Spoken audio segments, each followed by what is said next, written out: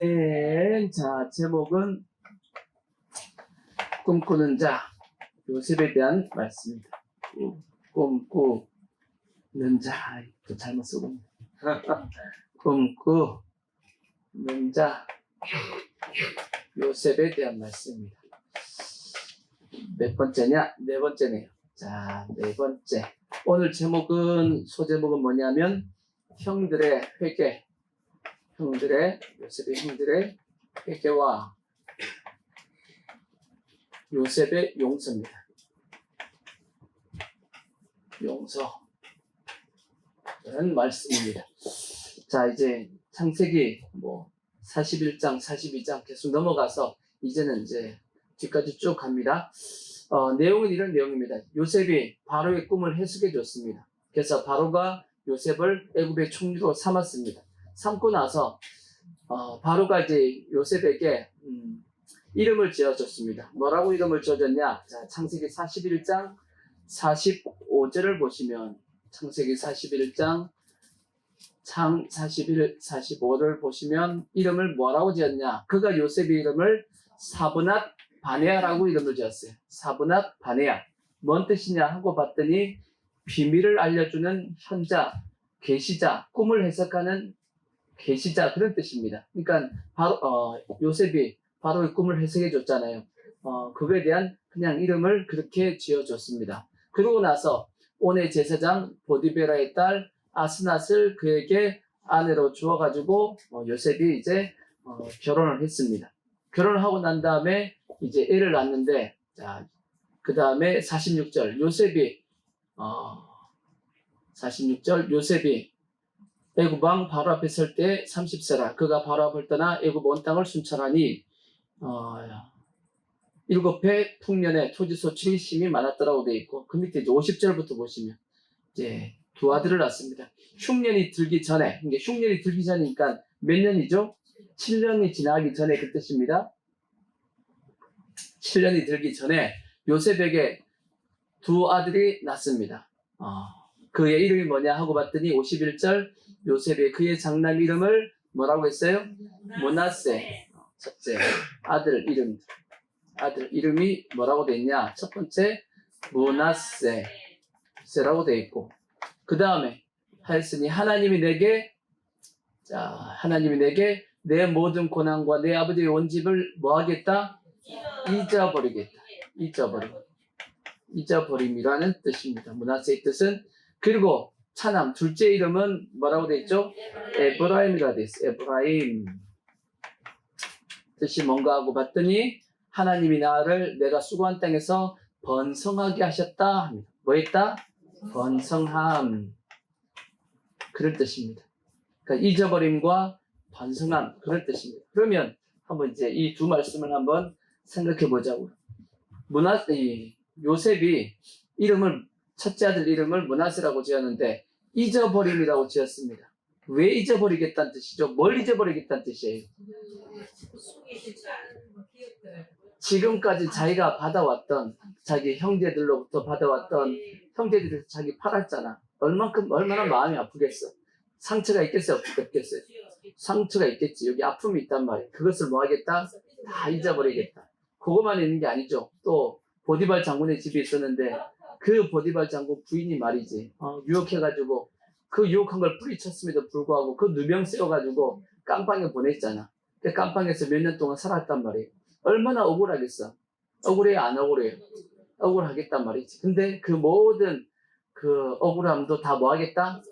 다 잊어버리겠다라고 그렇게 말씀을 하는 겁니다. 그렇게 이제 잊어버리겠다고 요셉이 뭐 한 거냐면 어떻게 보면 다짐했다라고 봐야지. 나 이거 모든 거 뭐 하겠다? 잊어버리겠다. 왜 잊어버려야 되는가? 왜 잊어버리죠? 잊어버려야지만 뭐가 되죠? 잊어버려야지 마음이 편하네요. 잊어버려야지만 뭐가 되냐? 용서가 됩니다. 용서가 돼요, 용서가. 그걸 새로 기억하고 있으면 용서가 돼요, 안 돼요? 용서가 안 된다는 말이에요. 마태복음에 보면 베드로가 예수님한테 이렇게 물어봤습니다. 뭐라고 물어봤냐면, 예수님, 형제가 나한테 어떤 잘못을 하면 제가 몇 번이나 용서해야겠습니까? 7번까지 할까요? 라고 물어봤어. 그러니까 베드로 입장에서는 몇 번까지 하는 것이 7번까지 하면 엄청나게 용서한다더라고 생각했단 말이에요. 그러니까 7번까지 용서할까요? 라고 물어봤습니다. 그래서 예수님께서 몇 번이라고 얘기해 줘야 돼? 7번까지 용서해줘. 그렇게 얘기하면 베드로가 이해할 수 있겠는데 예수님께서 뭐라고 얘기했냐? 7번뿐 아니라 7번씩 70번이라도 하라고 되어 있습니다. 이게 490번을 하라는 뜻이에요. 이거는 계속 뭐 하라는 뜻이죠? 계속 용서하라는 뜻도 맞지만 또 다르게 얘기하면 뭔 뜻이냐? 잊어버리라는 뜻입니다. 왜냐? 여러분 한번 생각해봐요. 용서할 때 한 번 용서해줬다. 또 나한테 잘못했어요. 또 내가 개수합니다. 2번 용서해줬어. 그럼 또 이제 나한테 또 잘못했어. 3번 용서해줬어. 계속 이렇게 살려보십시오. 용서해줬다고 계속 살려보라고. 용서가 돼요? 아니면 더 쌓여가요?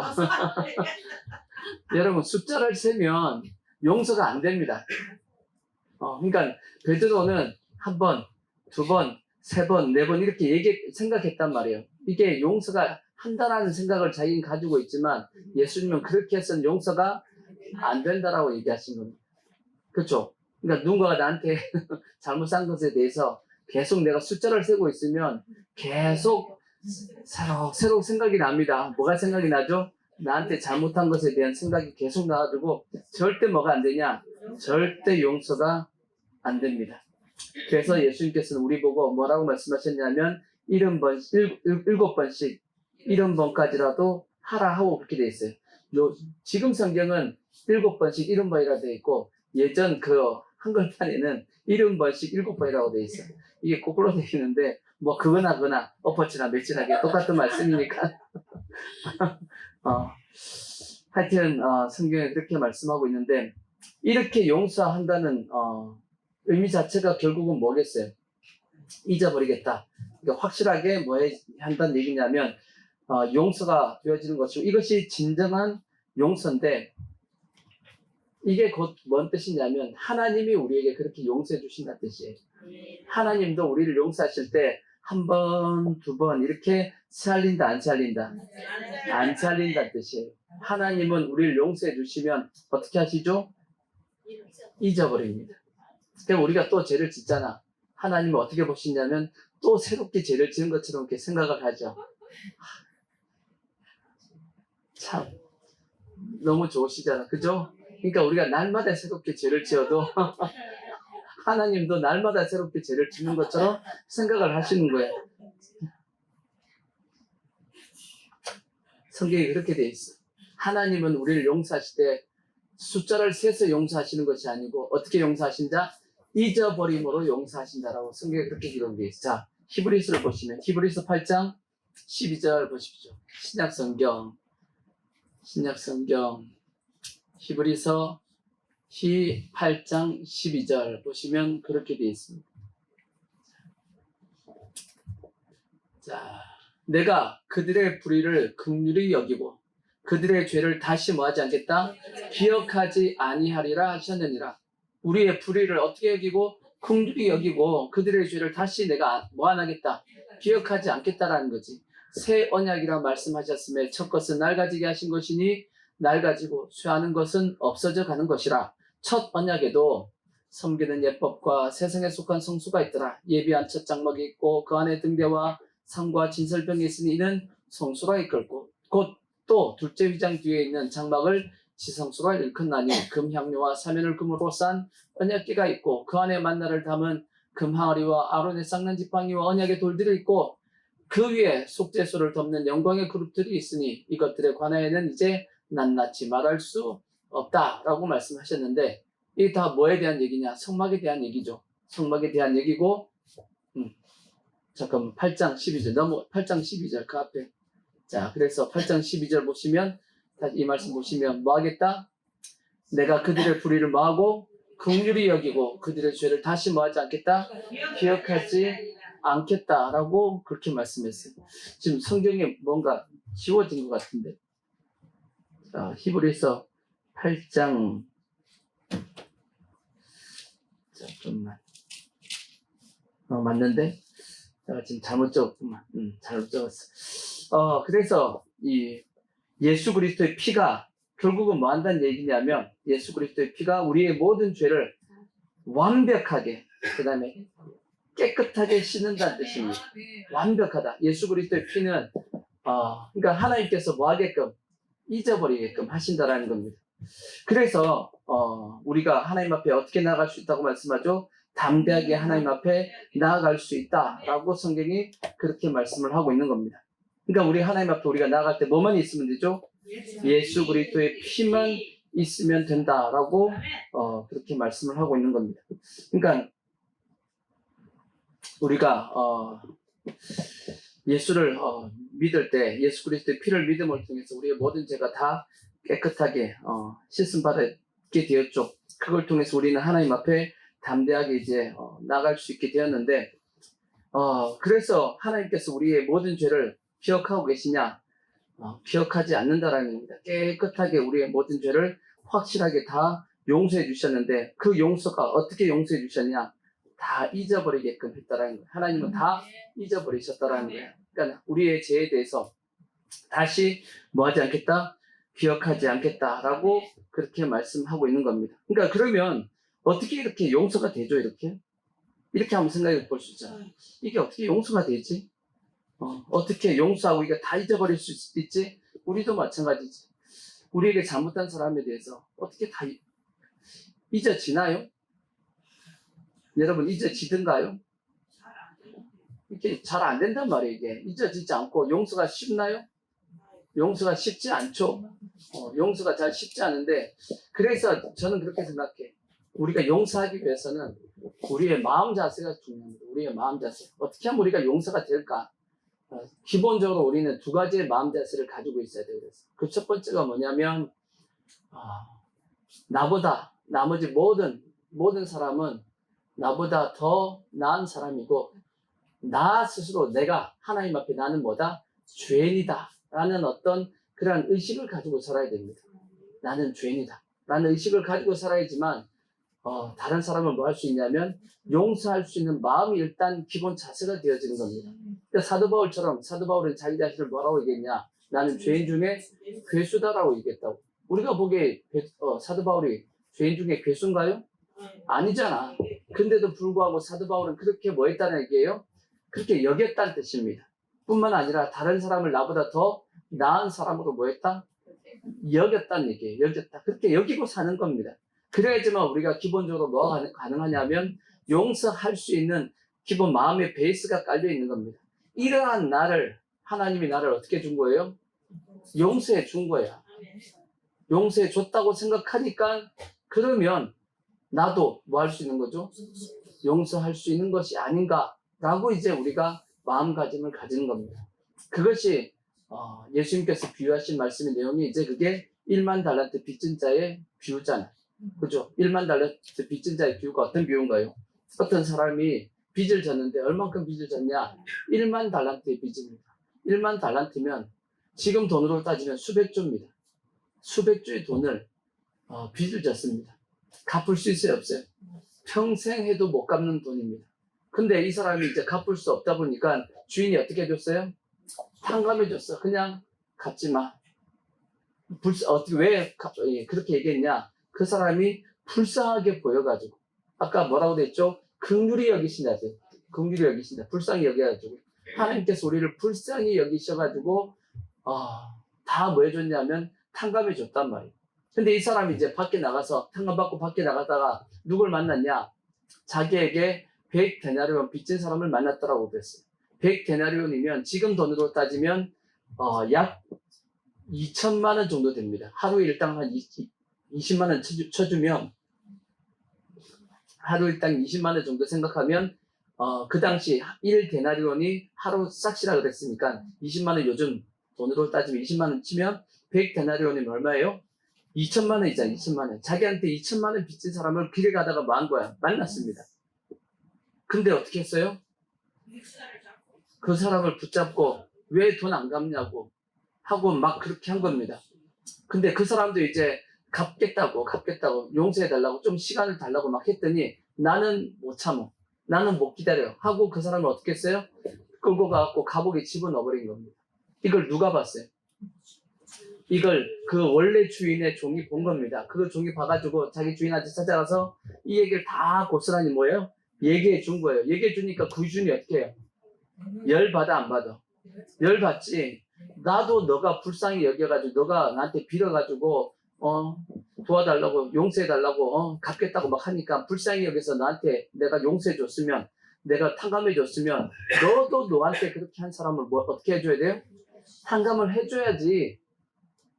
근데 너는 너한테 빚진 사람을 탕감하지 않았어? 다시 잡아와. 그래서 다시 잡아와서 어떻게 해요?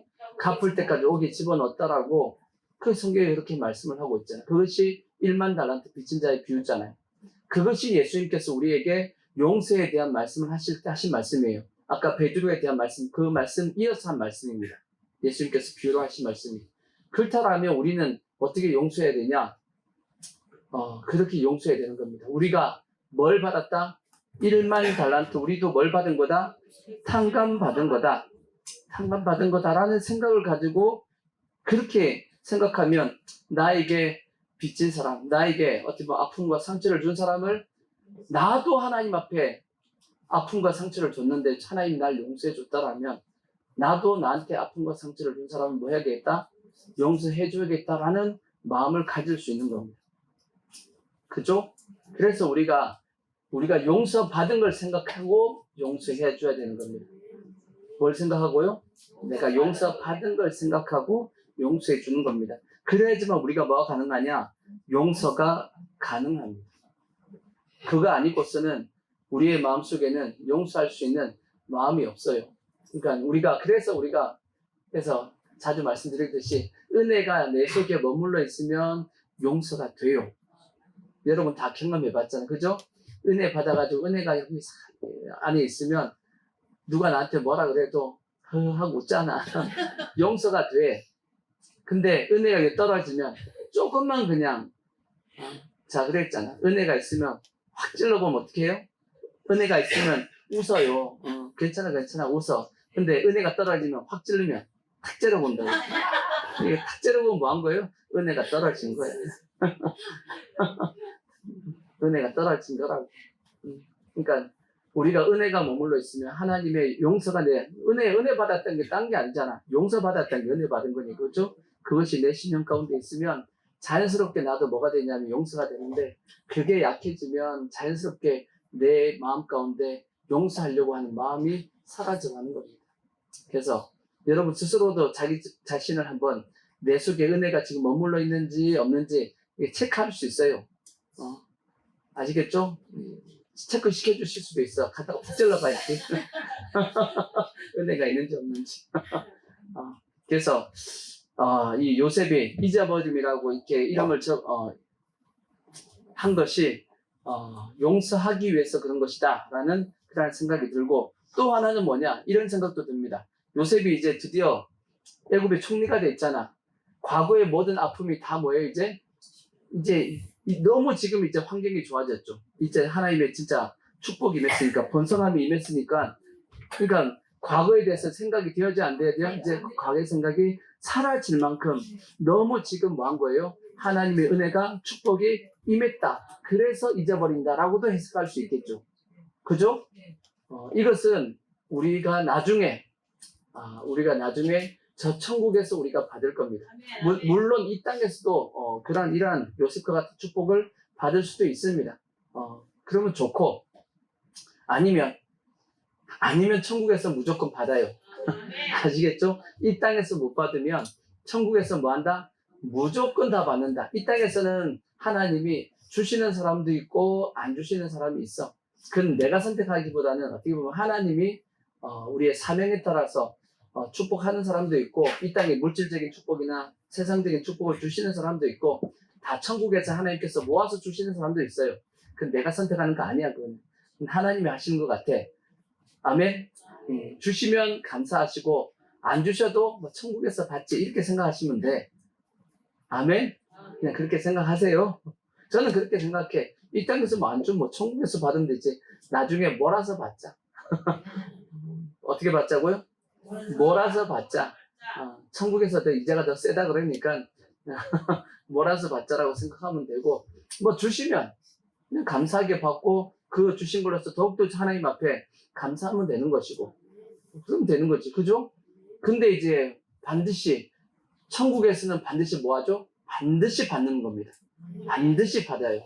그때는 이 모든 이 땅의 삶 가운데 아픔이 다 뭐 할 것이다? 다 사라질 겁니다. 다 사라질 거야. 아멘? 특히 여러분, 요한계시록에 보시면 21장 3절에 보시면 요한계시록 계시록 개 21장 3절 보시면, 자, 개 21장 3절 보시면 이런 말씀이세요. 자, 3절. 내가 들으니 새 예루살렘 성입니다. 새 예루살렘 성. 내가 들으니 보좌에서 큰 음성이 나서 이르되 보라 하나님의 장막이 사람들과 함께 있음에 하나님이 그들과 함께 계시리니 그들은 하나님의 백성이 되고 하나님은 친히 그들과 함께 계셔서, 이 4절. 모든 눈물을 뭐예요? 그 눈에서 닦아주시니 다시는 뭐가 없어요? 사망이 없고 또 뭐도 없고 애통하는 것이나 곡하는 것이나 아픈 것이 다시 있지 아니하리니 처음 것들이 다 지나갔습니다. 뭔 뜻이냐? 천국에서는 뭐도 없어요? 눈물도 없어. 하나님이 다 눈물 닦아준대. 사망도 없고 애통도 없고 곡하는 것도 없고 아픈 것도 없는데, 왜 저게 가능하냐면 하나님이, 여러분 우리가 새 예루살렘 성에 들어가잖아. 하나님이 뭐 하시냐면 우리 다 잊어버리게 만듭니다. 망각의 은혜를 주십니다. 망각. 우리가 이 땅에 살면서 여러 가지 아픔이 있단 말이에요. 상처가 있단 말이에요. 근데 그 아픔과 상처가 천국에 갔는데 그것이 새로 기억이 난다고 생각해봐. 특히나 우리 부모, 형제, 자매 중에서 믿지 않는 자들이 있었단 말이에요. 근데 어디 간 거 알아요? 몰라요? 지옥 간 거 안단 말이야. 근데 새 예루살렘 성에 우리는 들어간 겁니다. 우리는 새 예루살렘 성에 들어갔어. 근데 거기에 함께 오지 못한 부모, 형제, 자매들이 있어. 그럼 어떻게 되죠? 그것이 새로 기억이 나면 하나님이 그걸 아시기 때문에 하나님께서 우리가 새 예루살렘 성에 들어갈 때는 다 잊어버리게 만듭니다. 망각하게 만들어, 망각.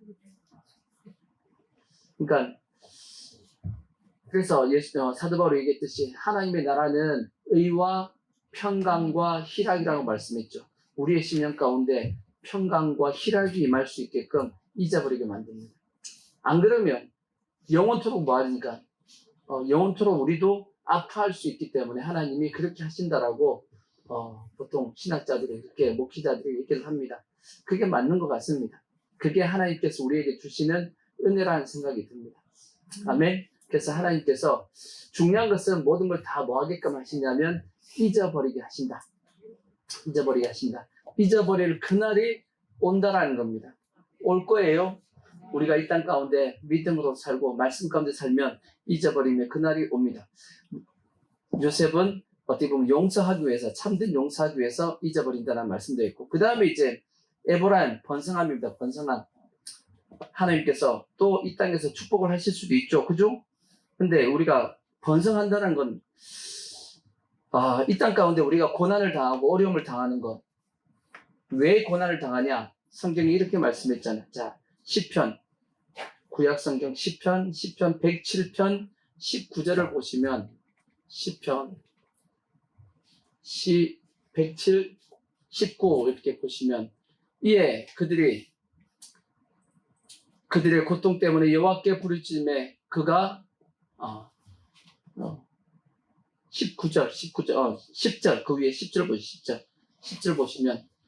보시면 이런 말씀이 있어요. 사람이 흑암과 사망의 그늘에 앉으며 공고와 쇠사슬에 매임은, 다른 말로 고난을 당하는 것은 뭐 때문이냐? 하나님의 말씀을 뭐 하기 때문이에요? 거역하며 지존자의 뜻을 멸시하기 때문이다. 우리가 고난을 당하는 이유가 크게 두 가지입니다. 하나는 뭐냐면 말씀을 멸시했기 때문이고, 또 하나 고난을 당하는 이유는 뭐냐면 하나님께서 이렇게 말씀했죠. 사람이 떡으로만 사는 것이 아니고 하나님의 입에서 나오는 모든 말씀으로 살 것이니다. 뭔 뜻이냐? 고난이 오는 연단으로 오는 고난이 있단 말이에요. 근데 이 중요한 것은 말씀을 어겨서 오는 고난도 그렇고 연단으로 오는 고난도 그렇고 다 무엇하고 연결되어 있어요? 말씀하고 연결되어 있어. 하나님의 목적은 하나입니다. 우리가 말씀대로 사느냐 살지 않느냐. 그래서 번성함은 뭘 통해서 오느냐 하면 말씀을 통해서 오게끔 되어 있어. 말씀을 통해서. 그래서 우리가 늘 외우는 것처럼 시편 1편에 있는 말씀처럼 복 있는 사람은 악인의 꾀에 죄인의 길을 오만한 자의 자리에 앉지 않고 오직 여호와의 율법을 즐거워하여 주야로 그 말씀을 묵상하는 자로다. 저는 시냇가에 심은 나무가 시제를 쫓아 열매를 맺으며 그 잎사귀가 마르지 아니함 같으니 그 행사가 항상 형통하리로다. 그렇게 말씀했다고. 형통하니까 번성하고 축복을 받는 거죠. 다 무엇하고 연결되어 있죠?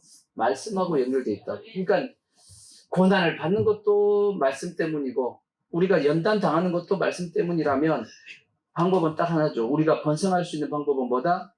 말씀대로 사는 겁니다. 말씀대로 살면 하나님이 형통함을 주신다라고 말씀했고, 그래서 어떻게 보면 요셉이 말씀대로 살았지 안 살았어요? 말씀대로 살았더니 그에게 뭐가 찾아왔냐? 번성함이 찾아왔고, 그래서 그의 아들 이름을 에브라임, 번성함이라고 그렇게 이름을 지은 겁니다. 그래서 우리도 이 두 가지의 모습을 다 가지고 있어야 돼. 므낫세의 모습 잊어버려야 됩니다. 모든 아픔, 그 다음에 상처 기억하려고 하지 마시고 다 잊어버리십시오. 그걸 통해서 뭐 하자고요? 용서해야지만 참된 평안과 희락이 내 심령 가운데 임하게 됩니다. 아멘. 자, 이 말씀 먼저 드리고 두 번째가 이제 오늘 말씀드리고 싶은 게 뭐냐면 형들의 회개입니다. 형들의 회개. 형들의 회개하는 모습이 이제 성경에 기록이 되어 있습니다. 자, 7년 동안 풍년이 들었습니다. 7년 풍년이 들고 그 다음에 이제 7년 동안 흉년이 찾아왔습니다. 근데 이제 7년 동안 풍년을 들었으니까 풍년 7년 했으니까 먹을 것이 어느 정도 있겠죠? 집에 다 있으니까 이제 먹었습니다. 근데 한 해 지나고 나니까 그걸 다 먹었단 말이에요. 그러니까 둘째 해부터는 이제 뭐가 이제 떨어지기 시작한 거예요. 식량들이 이제 떨어지기 시작한 겁니다. 야곱의 집도 똑같이 2년째 되니까 먹을 것이 떨어졌단 말이에요. 떨어지니까 어떻게 했죠? 애굽에 곡식이 있다는 얘기를 듣고 이제 형들이 곡식을 사러 내려왔습니다. 내려왔단 말이에요. 내려왔는데 곡식을 살려고 그러면 누굴 찾아가야 됐죠? 무조건 다 요셉을 찾아가게끔 만들었습니다. 이것도 누가 이렇게 했냐? 나중에 말씀드리겠지만 요셉이 그렇게 만든 것 같아요. 시스템을 곡식 살려면 무조건 누굴 찾아와야 된다? 요셉을 찾아와야 된다라고 한 것 같아. 제 느낌에는 뭐 하려고? 형제들 자기가 만나려고. 제가 보기엔 요셉이 계획적으로 그렇게 한 것 같다라는 생각이 듭니다. 나중에 제가 설명을 드릴게요. 그 이유를. 자, 그래갖고 형제들이 이제 요셉을 찾아왔단 말이에요. 뭐 하려고? 곡식을 살라고. 근데 요셉이 자기가 요셉임을 알렸어요? 숨겼어요? 숨겼단 말이에요. 왜 숨겼냐? 뭐 하려고 숨겼죠? 형들을 이제 테스트해보기 원하는 겁니다. 뭘 테스트해보기 원함이냐? 자, 창세기 42장 14절 보시면 42장 14절 보시면 뭘 테스트하기 위함이냐? 자, 요셉이 그들에게 이르되 내가 너에게 이르기를 너희는 정탐꾼들이라 한 말이 이것이다. 너희는 이같이 하여 너희의 무엇을? 진실함을 증명할 것이다. 요셉이 그들에게 뭘 알아보려고 그러냐면 그들의 진실함을, 그들의 속내를 알아보기 위해서 이제 테스트한 겁니다. 실험을 한 거죠. 어떻게 실험했냐? 일단은 이제 형들에게 곡식을 이제 다 줬습니다. 주고 그 대신 왜? 일단 줘야지만 먹고 살 수 있으니까 아버지하고 다 자녀들하고 먹고 살 수 있으니까 주지만 그냥은 못 보낸다. 너희들의 말이 진짜 사실인지 거짓인지 알아보기 위해서 일단 한 사람은 내가 잡아둬야겠다 하고 누굴 잡아두죠? 시몬을 잡아둡니다. 제가 저번에 말씀드렸듯이 아마 요셉을 가장 괴롭힌 것이 시몬이 아닐까라는 생각을 해봐. 너 고생 좀 해봐 하고 이렇게 한 것이 아닐까. 믿거나 말거나 이거는 이제 그냥 그 생각이고 시몬을 잡아두고 나머지 모든 형제들을 곡식을 주면서 돌려보냅니다. 그 대신 다음에 내려올 때는 너희들의 얘기와 같이 누굴 데려오라고 한 거예요? 베냐민. 너희들의 말이 옳은지 틀린지 내가 확실히 알아봐야겠으니까 너희들의 말한 대로 베냐민을 데려와 봐라. 그것이 베냐민 데려오면 너희 말이 진실한 것을 내가 믿어줄 것이고 못 데리고 오면 너희 말은 거짓말이고 너희들은 정탐꾼이다 하고 이제 그렇게 얘기한 거죠. 근데 정탐꾼이 아니에요. 아니잖아. 요셉이 알아요, 몰라요? 알지, 당연히. 자기 형들인데. 근데 그렇게 한 거죠. 그리고 나서 이제 돌려보냈습니다. 근데 이제 올라가가지고 자기 아버지 야곱에게 얘기했겠어요, 안 했겠어요? 얘기했겠지. 야곱이 딱 듣다 보니까 큰일 났거든. 왜 큰일 났냐? 베냐민의 형 요셉은 죽었고 자기에게 남은 이 아들은 베냐민 하나밖에 없는데 이 아이까지 혹시나 잘못되면 어떻게 하지? 하는 생각이 들겠어요, 안 들겠어요? 들죠. 왜? 자기가 가장 사랑했던 여인의 아들이니까. 그러다 보니까 베냐민은 못 보내겠다라는 거지. 근데 못 보내겠다 했지만 계속 흉년이 계속 드는데 어떻게 해? 이제 먹을 것이 다 떨어졌습니다. 빨리 안 가면 어떻게 되냐? 다 굶어 죽게 생겼단 말이에요. 그러니까 야곱도 어쩔 수 없이 베냐민을 어떻게 해요? 보낼 수밖에 없는 상황이 되죠. 그때 이제 유다가 야곱에게 들어가가지고 얘기합니다. 베냐민의 생명과 나의 생명을 바꾸겠다. 지금 안 가면 우리 다 죽습니다. 베냐민 보내달라고 했더니 야곱도 어쩔 수 없이 좋다 하고 베냐민을 이제 같이 이제 보낸단 말이에요. 그래서 가가지고 이제 베냐민까지 해가지고 요셉 앞에 딱 갔습니다. 가서 이제 같이 잔치도 하고 이제 먹고 다시 식량을 실어가지고 보내면서 요셉이 자기 이제 종에게 얘기하죠. 저 베냐민 그 자루에다가 뭘 숨기라? 은잔을 숨겨둬라 하고 이제 해가지고 돌려보냅니다. 그러니까 막 가고 있는 중에 또 이제 쫓아가게 만들어가지고 막 찾죠. 찾는데 딱 찾아보니까 어디 있어요? 베냐민 자루에 그 은잔이 있는 거예요. 그래갖고 다 다시 불려들었죠. 불려들어가지고 내가 너희들에게 좋게 해줬는데 어떻게 도둑질을 할 수 있나 하면서 이제 막 이제 공격을 했더니 그때 드디어 누가? 유다가 얘기합니다. 우리가 일단은 다 우리 전체가 다 당신의 종이 되겠습니다 라고 얘기했더니 요셉이 싫다 그러죠. 아니 그럴 필요 없어. 누구만? 베냐민만 종하면 돼 라고 했더니 이제 유다가 나서서 얘기합니다. 이런 전후사정을 쭉 다 얘기하면서 내가 베냐민 대신해서 뭐가 되겠다? 당신의 종이 될 터이니까 제발 이 베냐민은 돌려보내달라고 이렇게 막 간청을 합니다. 그 얘기를 들으니까 요셉이 어쩔 수밖에 없어요. 형들의 뭘 본 거예요? 형들의 마음을 본 거죠. 실제 두 가지 마음을 본 겁니다. 첫 번째 뭘 봤냐? 저 형들이 자기를 판 거에 대해서 지금 현재 어떤 마음을 가지고 있는지 먼저 본 겁니다. 근데 요셉이 봤죠. 요셉이 지들끼리 하는 얘기. 요셉이 애굽 사람인 줄 알고 형제들은 다 자기 말로 하니까 요셉이 못 알아듣는 줄 알고 지들끼리 막 얘기합니다. 뭐라고 얘기해줘요?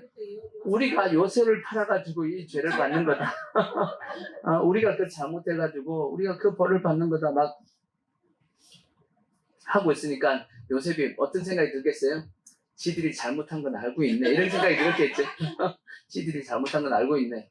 이런 생각이 들었을 것이고 또 하나 유다가 베냐민을 대신해서 자기가 종이 되겠다라는 그 말을 들을 때 요셉이 뭘 받겠어요?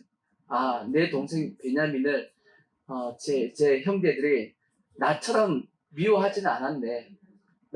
나에게 대한 것처럼 미워 이렇게 막 한 건 아니고 그래도 보호해주려고 잘해줬나 보다 하는 생각이 든단 말이에요.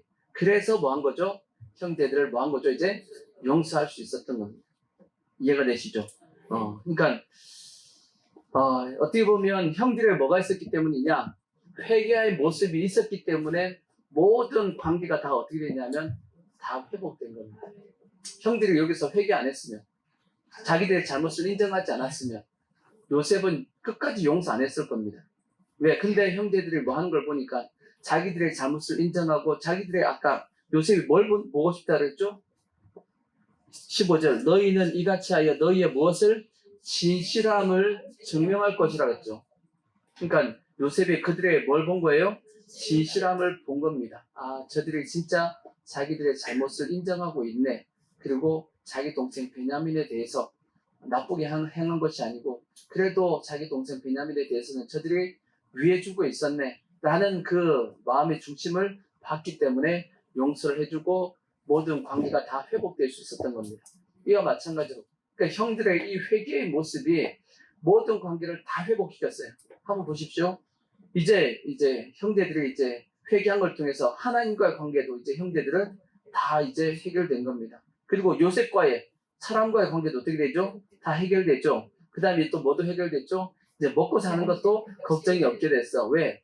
요셉이 애굽의 총리인데 뭘 먹을 걸 걱정하겠냐고. 환경적인 문제도 다 해결됐습니다. 자, 보세요. 회개하면 뭐가 회복돼요? 다 회복됩니다. 다 회복됩니다.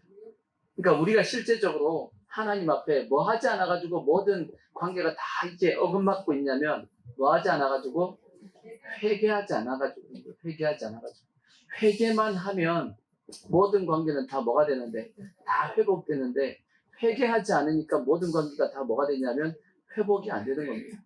이와 똑같은 비유가 뭐냐면 그게 탕자의 비유입니다. 탕자의 비유. 탕자가 회개하고 돌아왔더니 어떻게 돼요? 아버지와의 관계도 회복이 되었죠. 물론 형과의 관계는 어떻게 될지 모르겠지만 그리고 모든 환경과의 관계도 어떻게 되죠? 다 회복됐잖아. 얼마 전까지만 하더라도 먹을 것이 없어가지고 돼지가 먹는 뭘 먹으려고 그랬죠? 쥐염 열매 먹으려고 했는데 지금은 뭐예요? 쥐염 열매 먹어야 안 먹어요? 먹을 필요 없잖아. 이제는 뭘로 회복된 거예요? 이제 아버지의 아들로 다시 회복이 돼가지고 이제 다시금 종을 부릴 수 있는 그러한 어떤 위치로 환경이 회복되잖아. 그죠? 그러니까 그래서 회개가 뭐다라고 얘기하냐면 회개가 능력이다라고 성경이 그렇게 말씀을 하고 있는 겁니다. 그러니까 우리의 삶 가운데 성도들 중에서도 그런 경우가 많습니다. 회개만 하면 저분의 저 환경이 다 회복될 텐데 그놈의 똥꼬집을 부리고 끝까지 회개 안 해. 그래서 계속 더 깊은 고난 속으로 빠져들어가는 경우가 솔직히 많습니다. 솔직히 많단 말이에요. 그러니까 뭐 하면 회개하면 모든 관계가 다 회복되어지고 하나님과의 관계, 사람과의 관계, 더 나아가서는 환경과의 관계도 다 뭐가 된다? 회복되어진다 하는 것을 우리가 알기를 바라고 특히나 근데 이제 이런 경우가 있습니다. 사람과의 관계에서는 참된 회개는 뭐냐면 그 사람에게 가서 뭐 해야 되냐면 용서를 구해야 되는 겁니다. 어떻게 보면 형제들에게 지금 누구에게 자기의 잘못을 구하고 있냐면 요셉에게 자기의 잘못을 용서를 구하고 있는 겁니다. 자, 이 말씀 한번 보죠. 마태복음 5장 21절을 보시면 신약의 마태복음 5장 21절 보시면 이런 말씀이 있죠. 자, 옛사람에게 말한 바 살인치 말라. 누구든지 살인하면 심판을 받게 되리라 하였다는 것을 너희가 들었으나 나는 너에게 이르노니 형제에게 노하는 자마다 심판을 받게 되고 형제를 대하여 나가라는 자는 공에 잡혀가게 되고 미련한 놈이라 하는 자는 지옥불에 들어가게 되리라. 그러므로 예물을 제단에 들이려 다가도 거기서 내 형제에게 뭐 할 것을 원망 들을 만한 일이 있는 것이 생각이 나거든.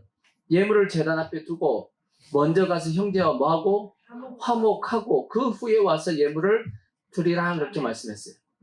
너를 고발하는 자와 함께 길에 있을 때 그 피 뭐하라고요? 사화하라. 사화하라는 얘기는 뭐냐면 화목해져라는 얘기예요. 그러니까 잘못한 것은 잘못했다고 얘기하고 용서를 구하고 또 용서를 그 사람이 구하면 뭐 하는 거예요? 용서를 받아주라는 얘기입니다. 이해가 되시죠? 그 고발하는 자가 너를 재판관에게 내어주고 재판관이 옥리에게 내어주어 옥에 가둘까 염려하라. 진실로 내게 이르노니 내가 한 푼이라도 남김없이 다 갚기 전에는 결단코 거기서 옥에서 감옥에서 나오지 못한다. 영적으로 묶여있는 것이 안 풀린다는 얘기입니다. 이게 뭔 뜻이냐? 우리의 죄를 회개하는 것은 두 가지가 있습니다. 죄가 5대 제사에 보면 5대 제사가 뭐죠? 번제, 그 다음에 소제, 그 다음에 화목제, 그 다음에 속죄제, 그 다음에 속건제가 있다고. 속건제. 근데 요 세 개는 아니고 죄를 속하는 것은 두 가지입니다. 속죄죄와 속건죄입니다. 우리의 죄를 속하는 것은 물론 요 속에도 죄의 사함이 있지만 핵심적인 죄를 사하는 것은 두 가지입니다. 뭐와 뭐다? 속죄죄와 속건죄입니다. 그럼 속죄죄는 뭐냐? 이건 하나님 앞에 내가 죄를 범한 거예요. 그냥 어떻게 보면 우리가 하나님께서 우리에게 정해주신 여러 가지 율법이 있잖아. 그죠? 그 부분에 대해서 우리가 죄를 범하면 그거는 우리가 하나님 앞에 속죄제를 드림을 통해서 우리의 죄가 속함 받아야 되는 겁니다. 속건제는 뭐냐? 이거는 이웃입니다. 물론 하나님과 관계도 있지만 이웃과 이거는 보상이 있어야 되는 보상을 하는 제사가 속건제입니다. 그러니까 이웃에게 뭘 했냐? 피해를 준 거예요. 피해를 준 거. 이웃에게 아픔을 준 겁니다. 이것을 회개하기 위해서 뭐가 필요하다? 속건제가 필요한 겁니다. 그러니까 내가 누구에게 잘못을 했으면 그 사람한테 가서 뭘 구해야 되죠? 용서를 구해야지만 용서가 되는 겁니다. 아시겠죠? 하나님 앞에 잘못한 것은 우리가 뭐 하면 되냐? 하나님 예수의 피로써 그냥 용서를 구하면 안 됩니다. 반드시 뭐가 필요해요? 예수의 피가 필요합니다. 아시겠죠? 피 없이는 안 돼요. 예수의 피를 의지합니다. 하나님 제 죄를 용서해 주옵소서. 제가 이러한 죄를 지었습니다 하면 하나님이 다 뭐 해줘요? 다 용서해줘. 그리고 하나님이 용서해주면 뭐 어떻게 하신다고요? 잊어버려. 잊어버린다고. 다시 기억하지 않는다고. 아멘? 그러니까 예수의 피로 회개한 건 하나님이 다 뭐 한다고요? 다 잊어버리십니다. 근데 중요한 것은 사람에게, 이웃에게 피해를 주고 아픔을 주고 상처를 준 것에 대해서는 내가 하나님 앞에 하나님 내가 누구한테 피해를 주고 아픔을 줬습니다. 주님 용서하여 주옵소서. 예수의 피로 용서하여 주옵소서 해도 용서가 안 돼요. 하나님 쪽에서는 좋아 용서해 줄게 한데 누구는 안 돼요? 그 사람이 용서를 안 했어. 그럼 어떻게 해야 돼요? 하나님 뭐라고 우리에게 말씀하시냐면 그래 나는 용서해 주겠는데 너 저 사람한테도 용서 받아야 돼 하고 저 사람한테 찾아가라 해야 됩니다. 찾아가라고. 걔 가서 누구한테도 용서를 구해야 돼요? 너가 아픔을 준 그 사람에게도 용서를 구해야 돼. 그래야지만 하나님이 깨끗하게 용서해 준다라고 말씀을 하고 있는 겁니다. 그게 뭐예요? 그게 속건제라고, 속건제. 그러니까 이 부분에 대한 제가 설명을 드릴 때마다 꼭 설명하는 영화가 있잖아요. 그죠? 좌파 영화가 있단 말이에요. 그게 밀양이라고. 밀양이라는 그 영화는 교회를 음해하기 위해서, 교회를 공격하기 위해서 만든 영화입니다. 밀양이라는 그 영화가, 밀양, 집사님 고향인데, 밀양이라는 영화가 좋은 영화가 아니야.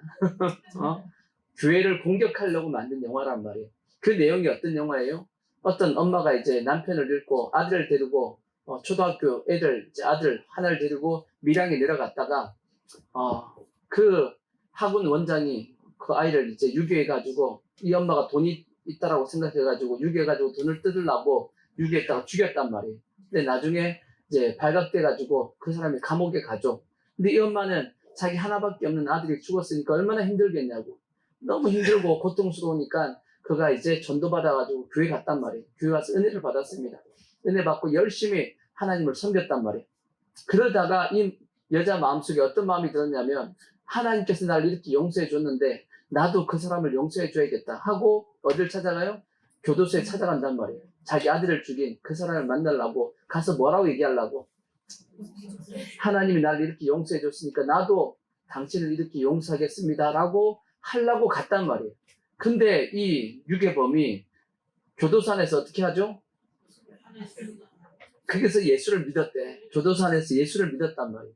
그래서 교도소 안에서 예수를 믿었으니까 그 사람이 어떻게 하나님 앞에 기도했겠어요? 하나님 제가 사람을 유괴해가지고 아이를 죽였습니다. 용서하여 주옵소서 이렇게 기도했단 말이야. 그러니까 그 사람의 안에서 하나님께서 자기의 죄를 뭐 했다? 용서해 주셨다라고 얘기를 한 겁니다. 만나서. 근데 이 엄마 입장에서는 자기는 뭐 하지 않았죠? 용서해 준 적이 없어. 근데 누군 용서한 거야? 하나님은 용서해 줬대, 그 사람은. 그래서 이 사람이 하나님이 자기한테 용서해 줬으니까 자기는 뭐가 없다? 죄책감이 없다라고 지금, 죄가 없다라고 지금 얘기를 하는 거예요. 죄가 없어요, 있어요? 죄가 있죠. 누가 용서해 줘야 돼? 이 엄마가 피해자가 용서해 줘야지만 그 죄가 완전하게 용서를 받는 거지. 그건 하나님만이 용서해 줘서 되는 것이 아니고 피해 입은 사람이 용서를 해줘야 된단 말이야. 그게 성경에 저렇게 적혀 있는데, 근데 마치 이제 이 영화가 그런 겁니다. 봐라, 교회가 얘기하는 죄사함은 다 거짓말이다. 이렇게 얘기하려고 영화를 만든 거예요. 그러니까 왜곡한 거지. 성경을 왜곡한 겁니다. 성경은 분명히 그것에 대해서 뭐라고 말씀하냐? 잘못한 그 사람에게, 피해를 준 그 사람에게 찾아가서 뭐 해야 된다? 용서를 구해야 됩니다. 그래야지만 뭐가 되냐? 용서가 된다라고 성경이 그렇게 말씀하고 있다고. 그러니까 형들의 회개는 어떻게 보면 그러한 회개였다는 얘기입니다. 그러한 회개였으니까 우리도 마찬가지. 우리도 누구에게 잘못을 했으면 그 사람에게 가서 용서를 구하셔야 됩니다. 아시겠죠? 그냥 하나님과 관계에서 여러분이 밖에서 어떤 죄를 지었는데 피해 준 거 없어. 피해 준 거 없이 자기만 잘못한 거야. 그러면 그냥 하나님 앞에 교회 와서 기도하십시오. 하나님 용서해 달라고. 그러면 하나님이 용서해 줍니다. 근데 누구에게 여러분이 잘못한 것이 있으면 반드시 뭐 하셔야 된다? 그 사람한테 용서를 구해야 됩니다.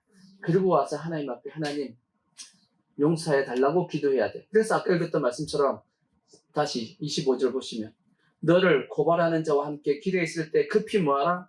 사과하라. 그러니까 나한테 피해를 받은 사람한테 급히 용서를 구하라는 겁니다. 그 고발하는 자가 너를 재판관에게 내어주고 재판관이 옥리에게 내어주고 옥리에게 가둘까 염려하라. 누군가가 너 때문에 아파하고 있으면 그 사람이 하나님 앞에 얘기한다라는 거지. 재판관한테 저 사람 때문에 아픕니다라고 얘기하면 하나님은 그 사람을 뭐 할 수 없다? 용서해 줄 수가 없다라는 겁니다. 그리고 얼만큼? 26절 진실로 내게를 노니 내가 뭐까지라도 한 푼이라도라고 돼 있어. 한 푼이 뭐냐? 저 한 푼, 우리나라에서 해석이 한 푼이잖아. 그죠? 옛날 한 푼이 뭐죠? 가장 작은 단위의 돈입니다. 가장 작은 단위의 돈. 우리나라로 얘기하면 1원이라도 그 뜻입니다. 1원이라도 남김없이 다 갚기 전에는 결단코 거기서 나오지 못한다. 어디서 못 나요? 옥에서 못 나온다. 다르게 얘기하면 죄가 사함받지 못한다 그 뜻입니다. 그러니까 우리는 하나님 앞에 용서 구하시고 사람에게 죄를 지은 부분은 반드시 그에게 찾아가서 용서를 구해야 된다. 아멘. 그것이 무슨 회개냐? 진정한 회개의 모습이다 하는 것을 꼭 기억하셔야 됩니다. 아멘. 세 번째 뭐냐? 이제 요셉의 용서입니다. 세 번째 요셉의 용서. 자, 우리가 아까 이제 말씀을 드렸듯이 요셉이 형들이 제일 처음에 찾아왔을 때 처음부터 내가 요셉이다 라고 알리고 형들에게 내가 먹을 거 줄게 하고 양식 주고 그렇게 하지 않고 여러 가지 어떻게 보면 하여튼 내용이 길잖아요. 그죠? 여러분 성경 읽다 보면 창세기 42장, 43, 44, 45장 쭉 너무 길잖아. 이야기가 막 나오잖아. 그죠? 그냥 짧게 그냥 한 번에 용서해줬으면 끝날 텐데 뭔 용서 안 해가지고 이렇게 이야기가 기냐. 그렇게 할 수 있지만 이렇게 요셉의 계획이 이렇게 있었던 것은 요셉이 형들을 골탕 먹이려고. 골탕 먹이. 이거 니들이 나를 이렇게 팔아먹었지. 이것들 너희들도 좀 뭐 해봐라. 니들도 골탕 좀 먹어봐. 해가지고 저렇게 계획을 세워가지고 한 걸까요? 아니면 요셉이 형들을 용서하려고 계획을 세운 걸까요? 한번 생각을 해봐. 요셉이 왜 저렇게 했을까? 요셉이 이런 계획을 지금 어떻게 보면 요셉이 계획이 있었어요, 없었어요? 제가 아까 말씀드렸잖아. 왜 아니 지금 전국에다가 뭘 쌓아놨냐면 창고를 쌓아놨단 말이에요. 전국에다 창고를 쌓아놨어. 엄청나게 곡식을 더 이상 쌓지 못할 만큼의 곡식을 쌓아놨다 그랬습니다. 성경에 보면 창고에 가득가득. 그러면 어떻게 보면 그걸 다 맡겨놓고 알아서 이제 해주면 될 텐데 꼭 누굴 찾아오라 그랬어요. 요셉을 찾아오게 만들었어. 왜 그랬을까 생각해 보면 결국은 형들이 자기를 찾아오게끔 만든 겁니다. 찾아오게끔 만든 거예요. 요셉이 머리가 좋아요, 안 좋아요? 머리가 좋단 말이에요. 계획을 딱 짠 거지. 무조건 형제들이 내 앞에 와야 돼. 그래서 뭘 하려고? 형제들이 그 진실함을 보려고 했던 겁니다. 근데 이렇게 계획을 한 번에 끝난 것도 아니고 시간도 되게 많이 걸렸어요. 왜냐하면 한 번 갔다 왔지. 갔는데 빨리 안 와. 왜 안 와요? 보니까 돈자루가 다 있네. 그러니까 다시 오기가 뭐하잖아. 그러니까 어쩔 수 없이 또다시 내려온 거. 이 과정이 보면 시간이 많이 걸렸다고. 시간도 걸리고 노력도 많이 들고 했던 이런 계획을 요셉이 왜 세웠을까라고 생각해 보면 저는 이렇게 생각됩니다. 아, 요셉이 형들을 뭐 하려고? 용서하려고 이렇게 계획을 세운 것이다 라고 생각이 들어요. 다르게 얘기하면 골탕 먹이려고 이렇게 계획을 세웠을까? 아니다라고 생각해. 어떻게 하면 형제들을 뭐 해볼까? 용서해 주는데 그냥 용서했다라가는 형들이 회개하지 않았는데 용서할 수는 없고, 어떻게 보면 형제들이 뭐 할 수 있게끔 회개할 수 있게끔 지금 유도시킨 겁니다. 그래서 형들의 입속에서 자기들의 잘못을 고백하고 자기들이 그만큼 또 베냐민을 위했다는 것을 고백 듣기 위해서 요셉이 이렇게 하지 않았나라는 마음이 그런 생각이 듭니다. 그러니까 복수하려고 한 것이 아니고 진짜 형제들을 위하는 마음에 형제들과 화목하고 싶어가지고 이렇게 했다라는 생각이 들거든. 그쵸? 이게 중요한 겁니다. 요셉은 용서하려는 마음을 가지고 있었어요.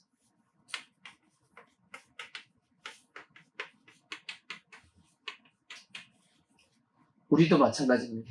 우리도 어떤 마음을 가지고 있어야 돼요? 용서하려는 마음을 가지고 계셔야 돼요. 누군가 나에게 아픔을 주고 누군가 나에게 피해를 주고 누군가 나에게 상처를 주고 한 그 사람에 대해서 원망하고 불평하고 복수해야지. 내가 가만히 두나 봐. 이렇게 그렇게 하지 않고 그가 찾아오면 그가 나에게 용서를 구하면 내가 용서해 줘야지. 이런 마음을 가지기를 하나님은 우리에게 뭐 하시냐면 원하신다라는 거예요. 요셉이 그랬다라는 거예요. 요셉이 착하죠? 요셉 참 착합니다. 여러분은 용서하려고 하는 마음을 가지고 있어요? 아니면 골탕 좀 먹여야겠는데 이런 생각. 어떤 마음이죠? 여러분은 어떤 것 같아요? 그냥 용서가 안 돼. 그냥 용서가 안 돼. 골탕 좀 먹어야지 저것들.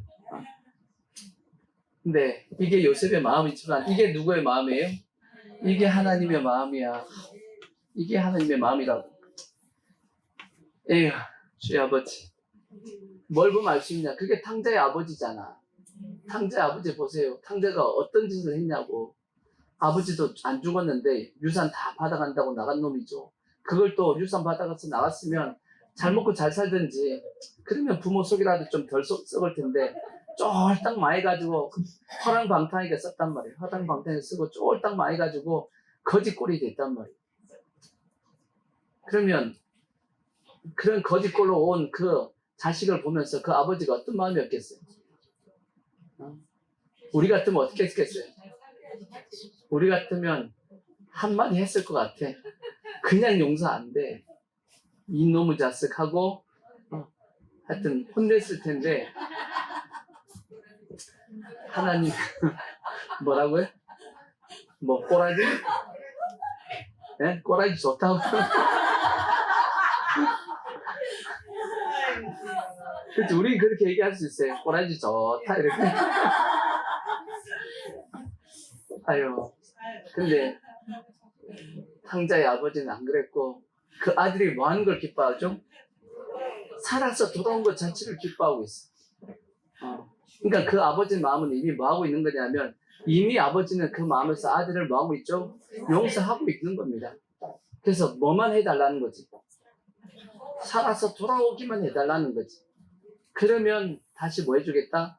용서해 주겠다라고 그런 마음을 하나님이 가지고 계셨다는 거예요. 그 아버지도 가지고 계신 것이고 그 마음이 하나님의 마음이듯이 오늘날 하나님도 동일한 겁니다. 우리가 하나님 앞에 뭐만 하면 회개하고 돌아가기만 하면 하나님 앞에 돌아가기만 하면 하나님이 뭐 하시겠다? 용서하시겠다라는 마음을 가지고 있는 겁니다. 그래서 우리가 예수 믿기 전에 어떤 죄를 범했다 할지라도 하나님은 그 모든 죄를 다 뭐 해주시겠다? 잊어버려 주시겠다라고 그렇게 지금 마음을 가지고 계신 겁니다. 그래서 성경에 보면 제가 지난주인가 오후 예배 때 잠시 말씀드렸지만 하나님이 보시기에 이런 사람도 용서를 하시냐? 이런 말씀이 성경에 있어요. 우리 같으면 용서가 안 되는데 하나님은 용서해 주시는 부분이 있어요. 그게 누구였냐? 그게 아합이란 말이에요. 아합. 자, 열왕기상 왕상 21장 27절 보시면 왕상 21장 27절 21장 왕상 21장 자 보십시오. 27절 아합이 이 모든 말씀을 들을 때 그의 옷을 찢고 굵은 배로 몸을 동이고 금식하고 굵은 배에 누우며 또 풀이 죽어 다니더라. 여호와의 말씀이 디셉 사람 엘리야에게 임하여 이르시되 아합이 내 앞에서 겸비함을 내가 보느냐? 그가 내 앞에서 겸비함으로 내가 재앙을 저희 시대에는 내리지 아니하고 그 아들의 시대에야 그의 집에 재앙을 내리리라 하셨더라. 그렇게 되어 있습니다. 이 내용이 뭐예요? 이 아합이 자기 왕궁 앞에 포도원이 있었단 말이에요. 포도원. 나봇의 주인이 나봇입니다. 나봇의 포도원이 있었단 말이에요. 근데 왕궁 앞에 저거 포도원을 내가 가져가가지고 포도원을 계속 하려고 하는 마음이 없어요. 그게 아니고 자기 짐승떼들 먹이는 좀 그런 걸 만들어야 싶은데 그래서 이제 찾아갔습니다. 나봇한테 찾아가가지고 나봇 이 포도원을 나한테 좀 팔아달라고 그랬어. 팔아달라고. 그럼 내가 사겠다라고. 좋은 값을 쳐주겠다라고 얘기했습니다. 근데 나봇이 안 판대. 왜 안 파냐? 이거는 이 조상들 때부터 우리 집안에 계속 내려오는 땅이기 때문에 이건 내 마음대로 팔고 사고 할 수 있는 그런 땅이 아닙니다 하고 안 팔았단 말이에요. 그랬더니 아합이 집에 가서 그 다음부터 밥도 안 먹고 애기처럼 이제 떼를 쓰는 겁니다. 근데 그 부인이 누구예요? 헛된 년 있잖아. 이세벨이 있잖아. 근데 자기 남편이 밥도 안 먹고 투정을 부리니까 뭔 일이냐고 물어봤더니 이러이러 해가지고 저것이 나봇이 포도원을 안 판다고 하니까 성경에 이런 얘기입니다. 이 등신아 이렇게 나와 이게 너가 왕이냐 이런 얘기가 나옵니다. 그러면서 내가 해줄게 해가지고 그 나봇을 마녀 사냥해가지고 죽입니다. 나봇만 죽이면 그 땅은 누구한테 가요? 나봇의 자녀한테 가잖아. 아들한테 가니까 나봇만 죽인 게 아니고 나봇의 아들까지 다 죽입니다. 다 죽인다고. 다 죽이고 결국은 이제 더 이상 그 땅을 상속할 사람이 없어. 싹 다 죽여버렸어. 그리고 나서 그 땅을 빼앗아가지고 누구한테 줘요? 아합한테 줬단 말이에요. 그러니까 아합이 좋아가지고 땅 바다가 좋아가지고 그러니까 이걸 누가 다 보고 계셔? 하나님이 다 보고 있다가 엘리야를 시켰습니다. 엘리야 아합한테 찾아가. 해가지고 찾아가가지고 엘리야가 이제 아합한테 저주를 퍼부었단 말이에요. 너 죽는다고 이제 하나님께서 재앙을 내리실 거라고 이제 막 저주를 퍼부으니까 이 아합이 겁이 많아가지고 엘리야가 한 말은 이루어진다는 걸 알고 있습니다. 이미 경험이 있으니까 그쪽 기근이 있었단 말이에요. 가뭄이 있으니까 아니까 엘리야가 얘기하니까 벌벌 떠는 거야. 그러니까 어떻게 해요? 자기 죽게 됐다 싶으니까 아까 말씀처럼 회개하는 모습을 취하는 겁니다. 자, 다시 27절. 아합이 그 모든 말씀을 들을 때 그의 옷을 찢고 굵은 배로 몸을 동이고 금식하고 굵은 배에 누우며 또 풀이 죽어 다니더라. 그러니까 이게 진짜 회개한 거 아니에요. 제가 보기에는 그냥 뭐 한 거죠? 흉내를 낸 거예요. 흉내를. 왜?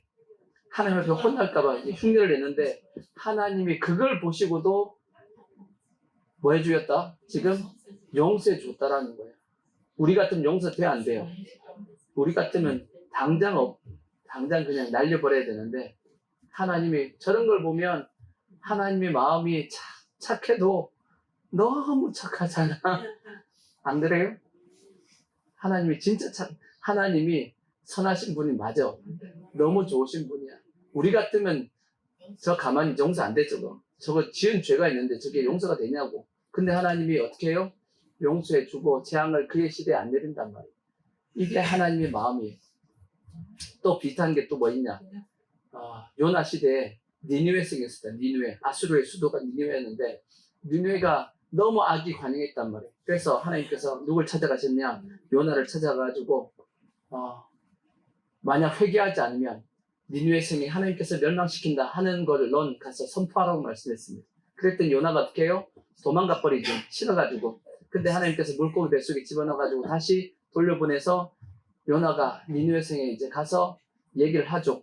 근데 이 니느웨 성 이 거리의 크기가 3일 길을 다녀야 됨에도 불구하고 요나가 어떻게 하죠? 하루만 가서 크게도 안 어칩니다. 40일이 지나면 하나님이 심판하신답니다. 이렇게만 외쳤습니다. 딴 얘기 안 했어. 40일이 지나면 하나님께서 심판하신답니다. 이 얘기를 이 니느웨 성 사람들이 듣고 회개를 하는데 밑에서부터 회개하더니 그 얘기가 저 왕에게 들려가지고 왕도 회개를 하고 온 나라 전체가 다 니느웨 성이 다 회개하니까 하나님이 심판을 어떻게 해요? 걷어버렸어요. 심판 안 하겠다 해버린 겁니다. 요나가 심판하기를 기다리고 있는데 심판 안 하니까 화가 나가지고 하나님 앞에 막 짜증을 내잖아. 성경에 보니까. 근데 하나님께서 뭐라고 말씀하시냐? 이렇게 말씀해요. 자, 요나서 4장 9절을 보시면 4장 9절을 보시면 하나님이 이렇게 말씀하시죠. 하나님이 요나에게 이르시되 내가 이 박는 쿨로 말미암아 성내는 것이 어찌 옳으냐 하시니 그가 대답하되 내가 성내어 죽기까지 할지라도 옳으니이다. 요나도 아직 성깔이 있어. 성깔 셉니다. 하나님이 얘기해도 제가 맞습니다 하고 막 이렇게 얘기하는 여러분도 그러잖아요. 그죠? 자, 10절. 여호와께서 이르시되 내가 수고도 아니하였고 재배도 아니하였고 하룻밤에 났다가 하룻밤에 말라버린 이 박는 쿨을 아꼈거든. 하물며 이 큰 성읍 니느웨에는 좌우를 분별하지 못하는 자가 12만 여명이요 가축도 많이 있나니 내가 어찌 아끼지 아니하겠느냐 하시니라. 아끼는 것이 뭐한 거다? 당연한 거다. 하나님은 우리를 뭐 하신다? 아끼고 계신다.